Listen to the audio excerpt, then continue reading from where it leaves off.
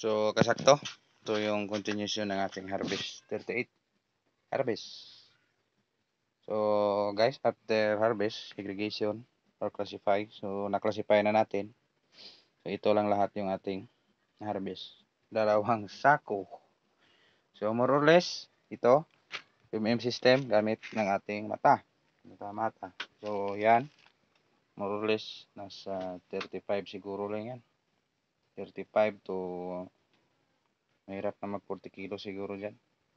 So ito nasa 15. So yung sabi natin kanina 15 kilos. So yun lang. 15. So malamang nasa 50 kilos sa 38 harvest. Ang laki ng binaba.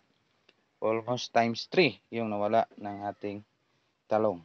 It's because walang maintenance na.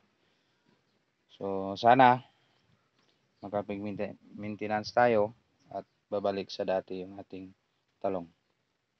So yan lang muna kasakto. Salamat sa panonood sa 38 harvest.